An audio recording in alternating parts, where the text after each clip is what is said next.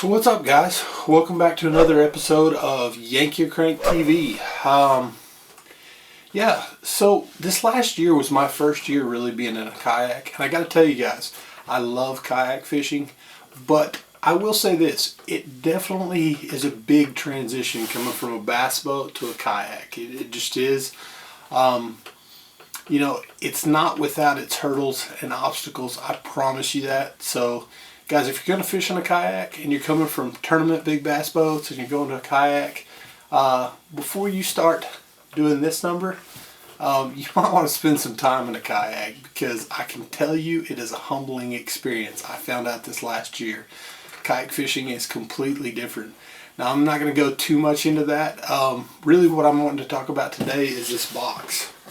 So when I first started kayak fishing, one of the things is I wanted a graph for sure. I wanted to be able to find the fish, locate the fish, that sort of thing.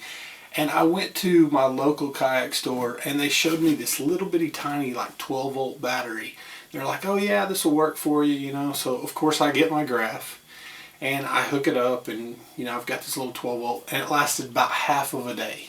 And I was like, this is never going to work. This is not okay with me. So, and of course, you know, then I want to add LED lights. I want to add all this other cool stuff. And I really wanted a way that was portable to charge my devices, but without like a 12-volt deep cell or something like that that was going to be really heavy. Now, I'm not going to say this box isn't bulky, because it is, but you can make them smaller. But basically, so I did some research and I went on YouTube and I found this guy. And this guy, he was showing what his solution to the problem was. And I really thought it was cool. He showed this box, and it was basically a 12-volt cell, the little 12-volt cell batteries, but he was linking them in parallel inside a marine box. And this thing's watertight, so of course you don't have to worry about it as much. But it weighs about a fraction of what a deep cell would, you know, so of what a 12-volt, like an actual boat battery would.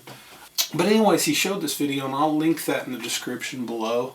I'll show you guys what's going on, and yeah, hopefully this helps you guys if this is something you're even interested in.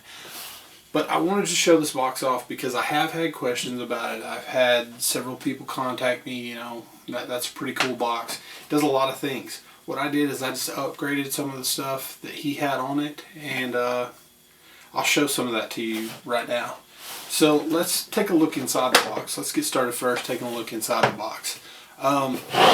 First thing you'll notice right here is here's the two 12-volt batteries.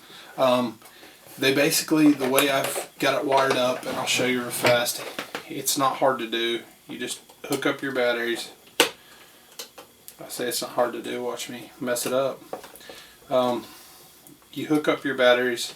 I've just got little clip connectors, as you can see. Basically they're linked in parallel. They run to 15 amp fuse. Then it goes to my 2 ports, and these are the ports, and I'll show you that. So, and then to my other devices, as you can see up here. But basically it goes to those 2 ports. These 2 ports here are watertight ports. I think I got them on Amazon for like $6. I mean, great bargain. They're the same ports that most of your depth finders out there now, most of your graphs are using. They're the little twist and lock ports with the 2 prongs. I got those for, I think it was like $6 a piece, something like that. It may have been $11 for 2, I'm not sure. But it's the male and female ends. I just drilled holes in the side of the box, put these 2 ports in. Basically I unhooked my LEDs and my graph up through those 2 ports. The second thing I wanted to do was I wanted something to be able to charge like my cell phone while I'm out on the water. So I'll show you the next thing that I did is I installed this dual USB charger right here, as you can see that. And it allows me to run a cable out my hatch, or I can just leave the cell phone on the box inside of my hatch. Either way, it works out really well. The other thing that I did, and it's kind of hard to get open, but is a cigarette lighter port.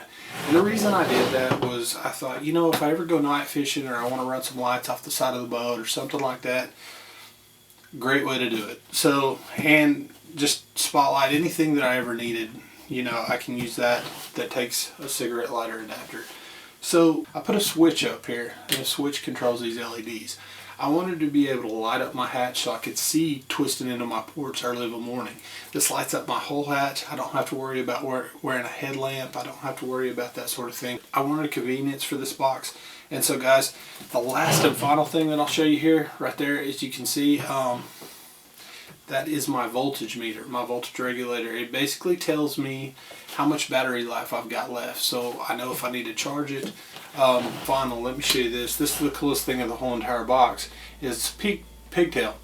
And you may, it's like, why is this the coolest thing of the whole entire box? Well, this is how you charge it. You basically plug your trickle charger into this. It charges the whole entire box. You don't even have to take it out of your kayak. So guys, basically, that's the box. I mean, this thing is pretty remarkable for what it is. Now, it is a little big. I decided to build it that way. You can go with a smaller box if you want. You just need something with a watertight seal or a way of making it watertight so that water doesn't get inside and corrode your batteries, corrode your wiring.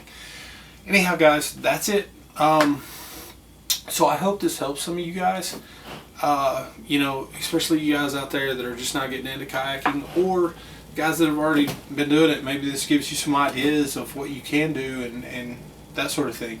I apologize for not having a video up last week. Unfortunately, we had a loss in our family, and so I wasn't able to make a video. That's just how life is sometimes. It's getting that time, so I'm going to be out in the kayak soon. I'm hoping this next week to get out and do a fishing video. And you guys, of course, will see that next week, hopefully, if I get a chance to get out. That's my plans. But anyhow, guys, thank you so much for liking our channel, for subscribing, for watching these videos. I can't tell you how much I appreciate you guys, and for following us on Instagram, all of our social media feeds.